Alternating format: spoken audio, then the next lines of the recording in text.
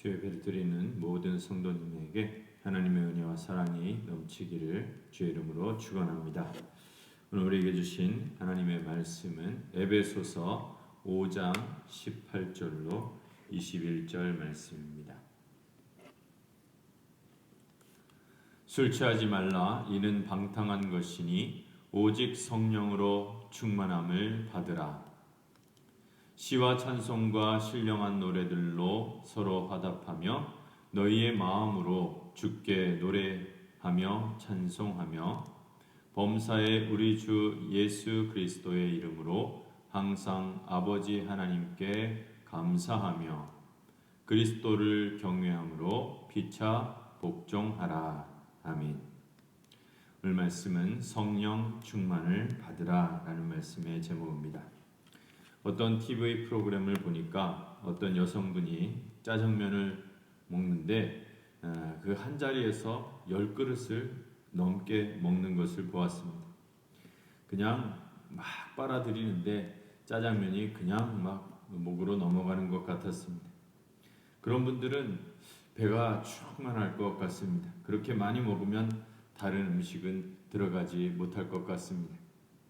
우리가 자동차에 기름을 넣을 때 어디 먼 데 가려면 기름을 가득 채웁니다. 만땅으로 넣습니다.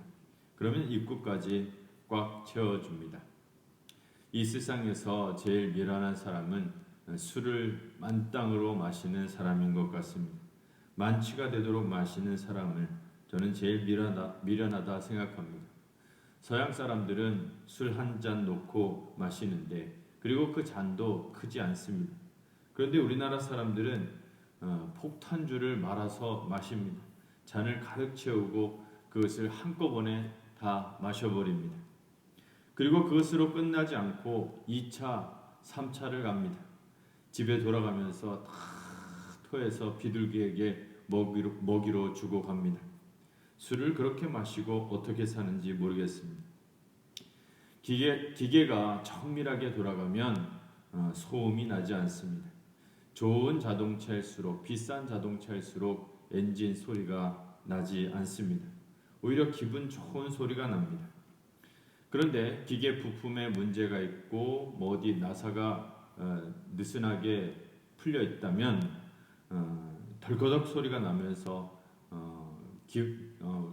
굉음이 나고 소리가 크게 납니다.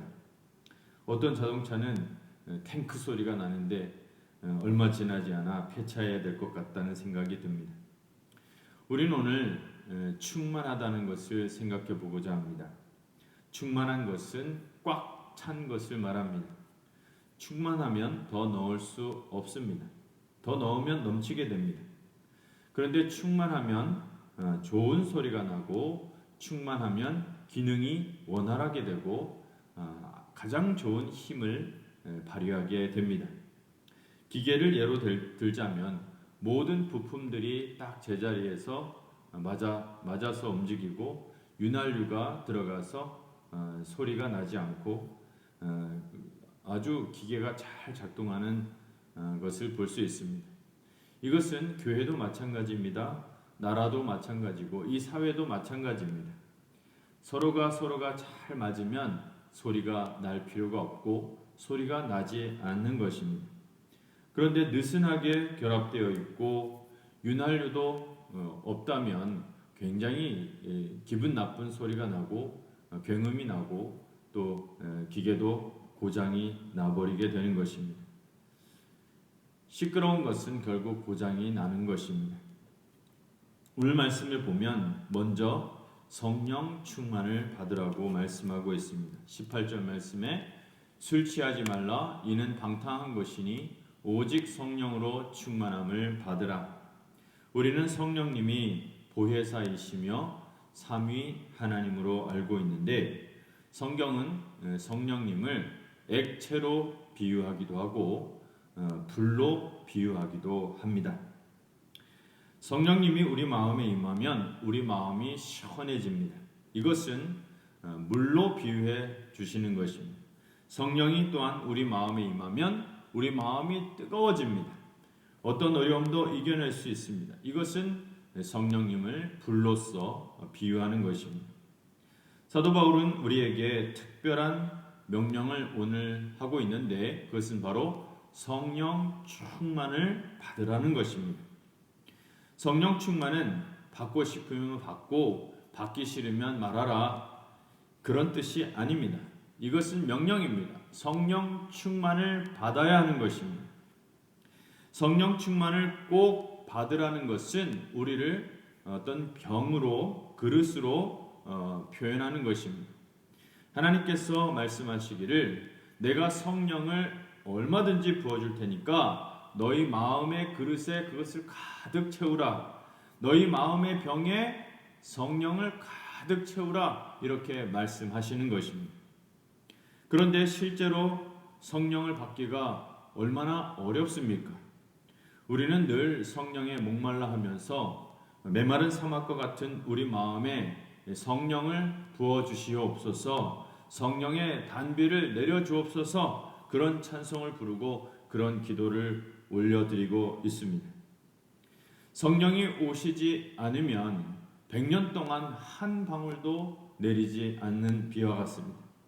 무서운 것이 이것입니다. 심지어는 100년이 아니라 1000년 동안 성령이 오시지 않을 때도 있었습니다.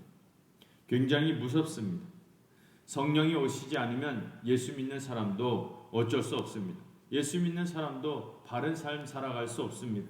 목사는 무지합니다. 세상도 미칩니다. 그래서 남자들은 술을 퍼마시고 노름하고 욕하고 자기 부인 때리고 애들은 거지가 되고 부인은 악을 쓰고 싸우고 어린이들은 탄광에 가서 노동을 하는 그런 정말 불행한 일들이 벌어집니다. 성령이 없으면 부인들은 집에 있지 않고 바람을 피우고 남편은 술에 떡이 되어 살고 미친 사람으로 살아가는 것입니다. 이런 일들이 벌어지게 됩니다. 그런데 하나님께서 성령을 부어주시는데 억수같이 부어주실 때가 있습니다. 그것은 바로 부흥의 때입니다.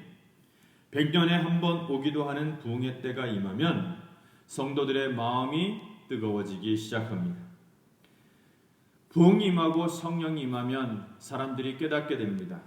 우리가 이렇게 믿어서는 안 되는구나. 우리가 이렇게 살아서는 안 되는구나. 회개의 역사가 일어나게 되는 것입니다. 그러면 설교가 변하고 찬송이 변하고 기도가 뜨거워져서 온 성도들의 마음이 하나가 되어 줄기차게 성령을 달라고 부흥을 달라고 기도하게 됩니다. 그러면 하나님께서 부흥을 주십니다. 때로는 그 부흥의 역사를 몇 년 늦게 보내주시기도 하시지만 반드시 성령을 부어주셔서 부흥이 일어나게 되는 것입니다. 그때는 권위가 있습니다. 설교가 달라집니다. 권세가 있습니다. 기도의 능력이 나타납니다. 병자가 낫고 기적이 일어납니다. 부흥의 역사와 열매가 나타나기 시작하는 것입니다.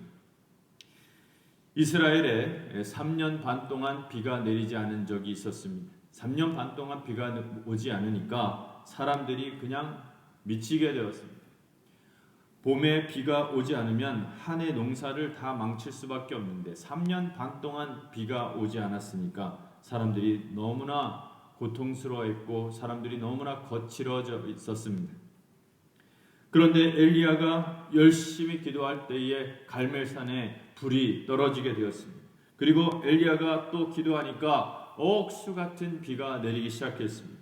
3년 반 동안 내리지 않던 비가 앞을 분간할 수 없을 정도로 큰 폭우로 내린 것입니다. 부흥도 그냥 던져주면 좋은 줄을 모릅니다. 부흥이 얼마나 좋은 줄을 모릅니다. 그래서 부흥이 너무나 소중한 것인데 그냥 주어지지 않는 것입니다. 하나님께서 그냥 주시지 않습니다. 그런데 성령을 부어주시면 억수같이 폭우같이 부어주십니다. 그때는 성령의 불도 임하고 성령의 물도 충만하게 임하는 것입니다. 부흥이 일어날 때 교인들의 마음속에 성령으로 꽉 차게 됩니다. 사람의 생김새가 다른 것처럼 사람의 용량도 사실은 다릅니다.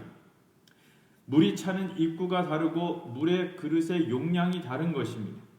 어떤 사람은 작은 그릇이고 어떤 사람은 간장 종개기처럼 조그만 그릇입니다. 그런데 어떤 사람은 늘 그릇이 큽니다. 어떤 사람은 그릇이 엄청 큽니다. 어떤 사람은 좁은 데로 채워지고 어떤 사람은 넓은 데로 채워지는 것입니다.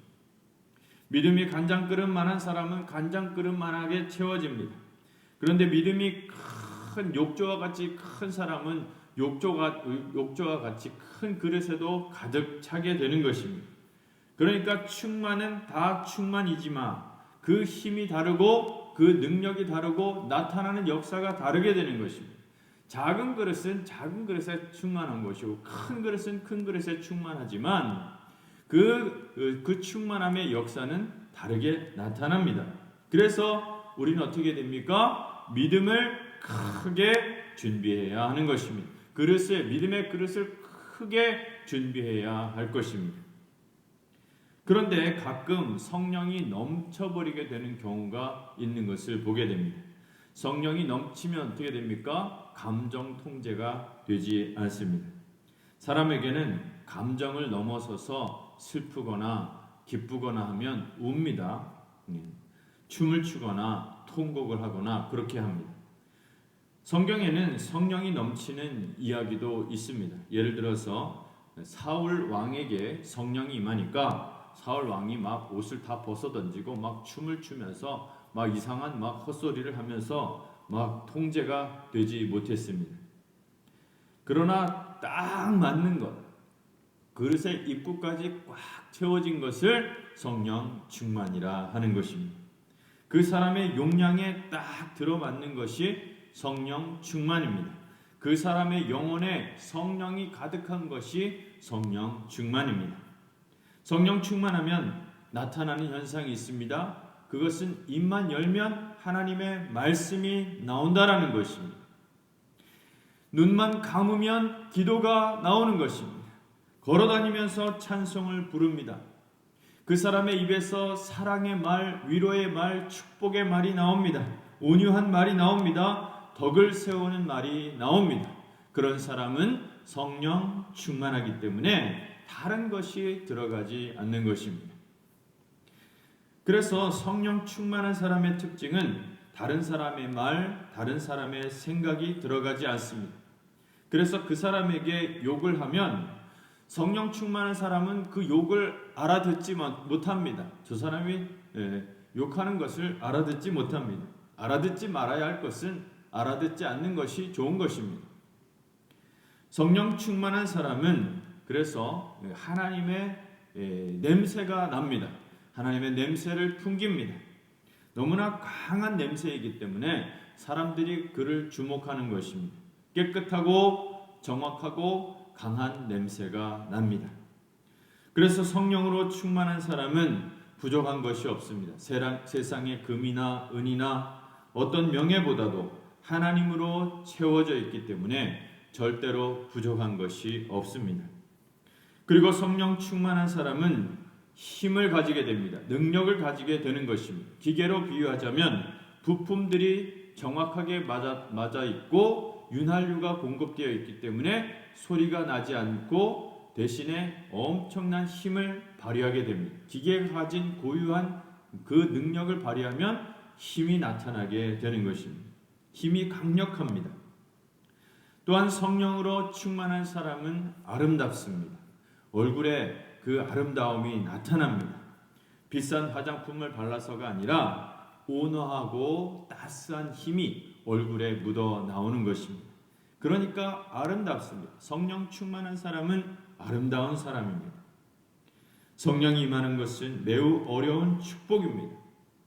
그런데 이 성령을 잃어버리고 부흥을 잃어버리면 100년 동안, 200년 동안, 300년 동안, 1000년 동안 부흥의 역사가 사라지게 됩니다. 한국 교회가 그런 길을 걸어갈까 심히 염려스럽습니다. 그래서 우리는 부흥을 항상 일으켜야 되고 이 부흥을 잘 지켜내야 하는 것입니다. 오늘 두 번째로는 술 취하지 말라고 명령하고 있습니다. 18절 말씀에 술 취하지 말라 이는 방탕한 것이니 오직 성령으로 충만함을 받으라. 사람들은 기분이 좋아지려면 술을 마시려고 합니다. 우리 사회에서는 다른 사람과 친해지려면 술을 마셔야 하는 것으로 그렇게 문화가 조성되어 있습니다.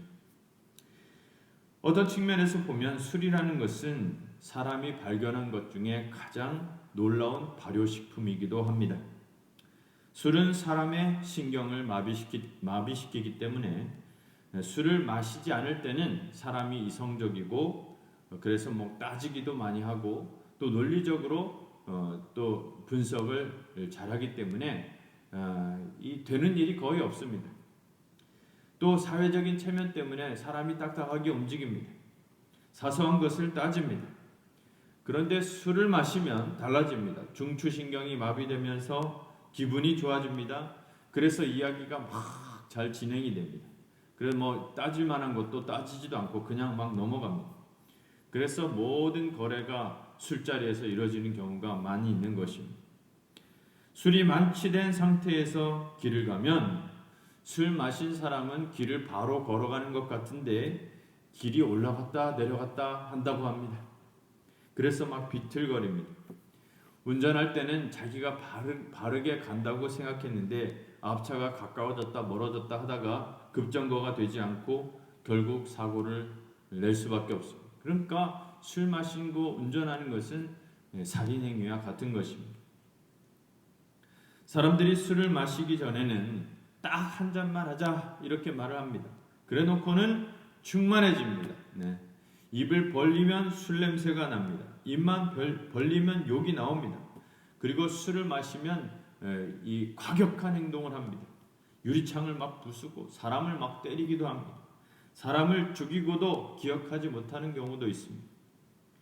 이렇게 술 마시는 것과 술 취하는 것은 성령 충만한 것과 비슷한 모습을 보이기도 합니다. 그렇지만 완전히 다른 현상이죠. 사도 바울이 술 취하는 것과 성령 충만한 것을 대비시켜 놓은 이유가 있습니다. 술이 가지고 있는 속성 때문에 그렇습니다.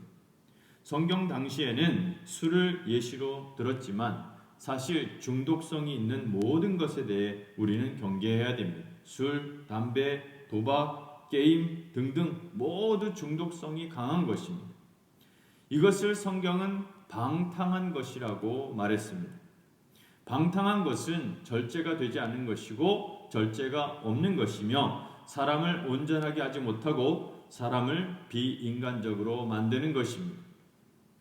이런 것들이 성령 충만을 방해하는 것입니다. 방탕한 것이 성령 충만을 방해하는 것입니다.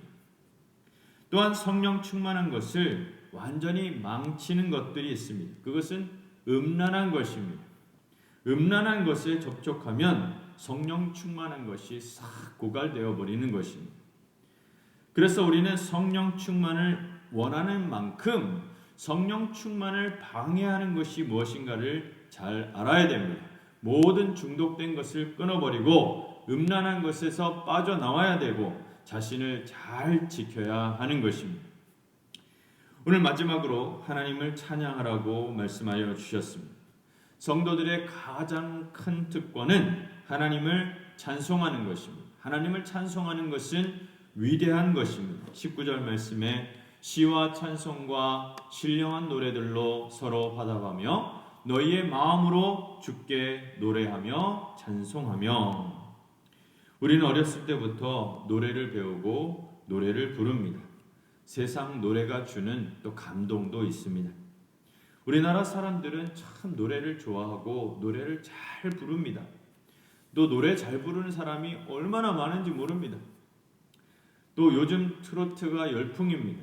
할머니들이 이 트로트 가수를 따라다니고 굿즈를 사고 그리고 콘서트를 다니고 팬클럽 활동을 얼마나 열정적으로 하는지 모릅니다.